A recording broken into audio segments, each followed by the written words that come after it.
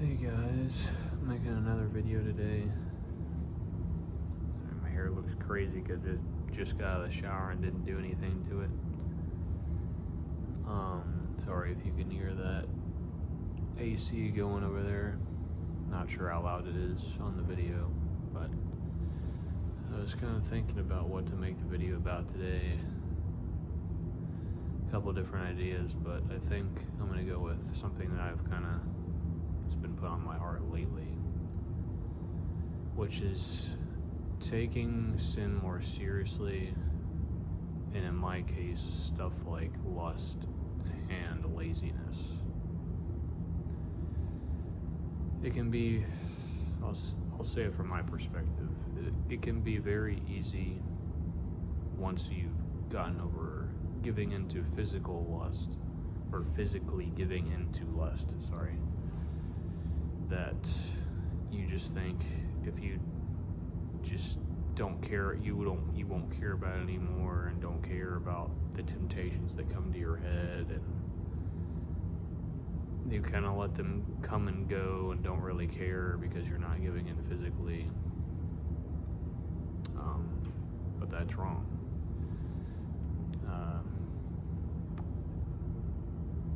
Basically through lessons God has given me through dreams, as well as things He's had me see others have sermons about, was that He wanted me to take more seriously the battle against lust, because I was just kind of thinking that it was okay to let it come into my head and then leave, and just not really, be like, oh, I'm not giving into this thought or whatever, and just kind of ignore it even while it's in my own head, kind of thing, I guess is how to describe it. God was like, no, you need to take it more serious. You need to deny it, give it up to Him, do something.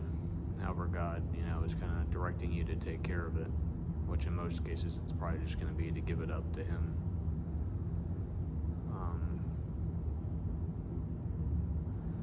Yeah, like I said earlier, one of the things God warned me through about that was dreams.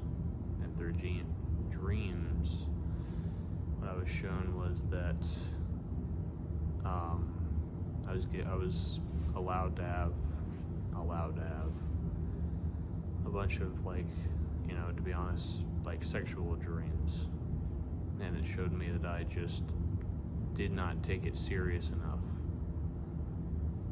Is how kind of what I got out of it, because I prayed about the dreams, show me what you. I was like, God, show me in the dreams what you want me to know, and stuff like that. And because I could remember them afterwards, I realized, wow, I really don't take this serious enough.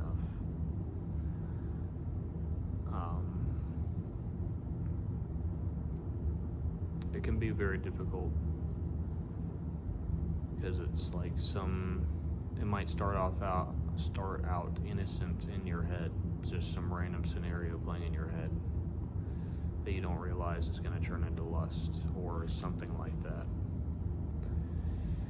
As I was watching a sermon yesterday or something like that by Billy Graham, it's you need to just try and always be on your guard. That's not easy, nor is it technically possible, but it's something you need to be more aware of. Not just while you're alone, chilling by yourself, but also when you're with others, when you're driving, when you're at work. You need to always be aware of it. And it's not just lust, things like anger, jealousy, whatever. Things like that are very easy to give into when you don't have your guard up, because it can start, lots of times you get tempted because they start out as innocent little thoughts. But God God says, no, you need to take those things by the reins and just kind of toss them out. Not just kind of let them come and go. But as it's coming, you stop it and throw it out. Or send it up to Him to get rid of.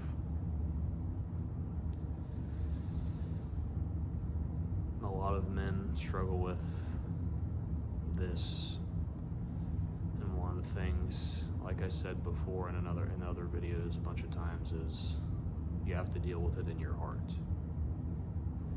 Not giving in to it physically anymore is, a good first step, but that's just the first step. You need to keep going.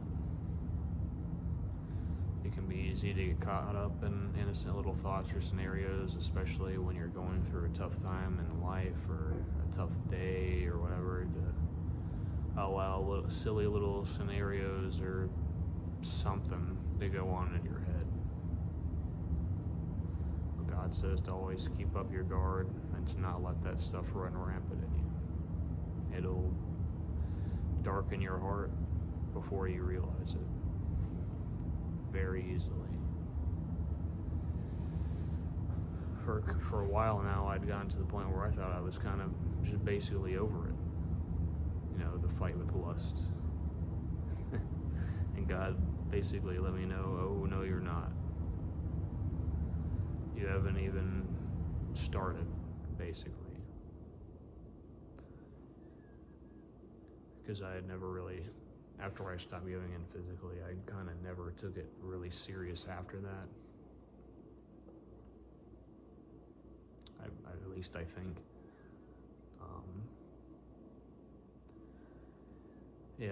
It can be very easy when you get one victory to start taking other, or I should say, just slack off on other things when it comes to like spiritual growth.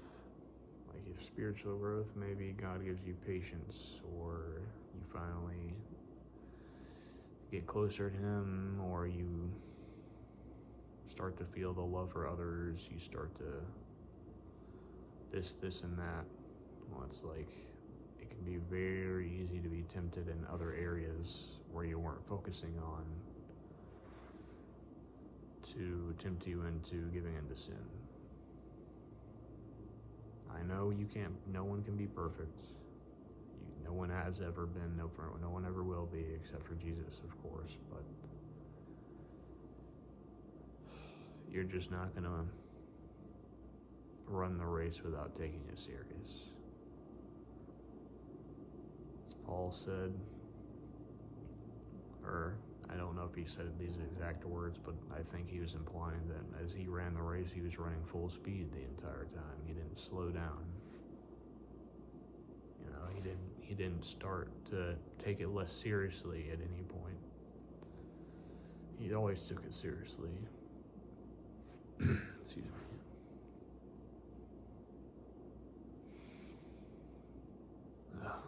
And Paul went through quite a lot. One of the things God just said to Ananias before Ananias went to Paul to cure his blindness was, "He is my chosen instrument to the Gentiles, and I will show him how much he must suffer for my name." So Paul went through quite a lot and still never gave up. Never started to take it less serious because things got tough. Being imprisoned, nearly stoned to death, shipwrecked, beaten and stuff like that, slandered and yelled at, many different things, thrown into house arrest, not once but twice, I believe. Once he got to Rome, and when he was also waiting on the governor of, I believe it was Jerusalem. I need to get to read Acts again. I've kind of been in the 4 Gospels lately. It's been a while since I've read Acts, but I know that the governor that first was starting to hear his case just kind of left him in prison, I can't remember if it was prison or just house arrest, but I remember it not being much detail on it being like super harsh or something like that, like beating him or something. And that current governor kept Paul in prison as a gift to the Jews. And when the next governor came in, he heard Paul's case.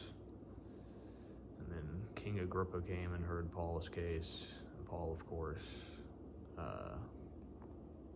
appealed to Caesar, so they sent him to Rome. But, it makes me wonder sometimes what Paul went through like years and years and years of just randomly being in prison or house arrest that he just never really wrote about much. Of course, there were some of the stuff that he wrote while in prison, but this was stuff that happened when he was like younger. Just doesn't really say much about it. Sometimes there aren't going to be great stories that are going to come out of suffering. That sounds bad, but it's not always about getting some amazing, great breakthrough when suffering happens and it finally ends. Most of us think, because we got through suffering, we deserve a reward. But God doesn't owe anybody anything.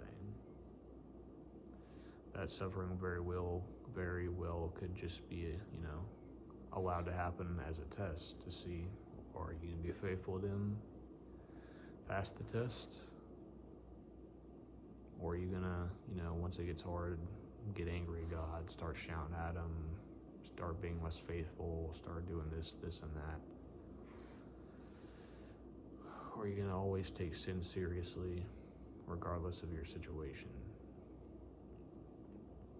It's not okay to give up morals just because you're going through a tough time.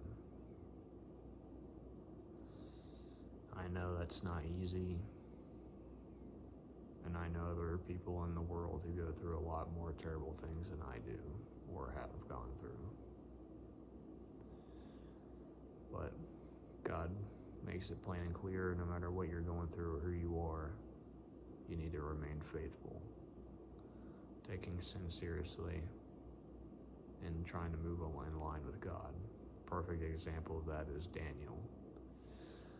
Taken off to Babylon, him and his friends,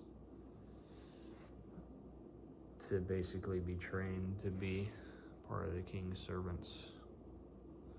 And through many different ordeals, Daniel gained a great wisdom, gained a great relationship with God. Even though all the suffering Daniel had and all the terrible things he saw in like his visions of the future,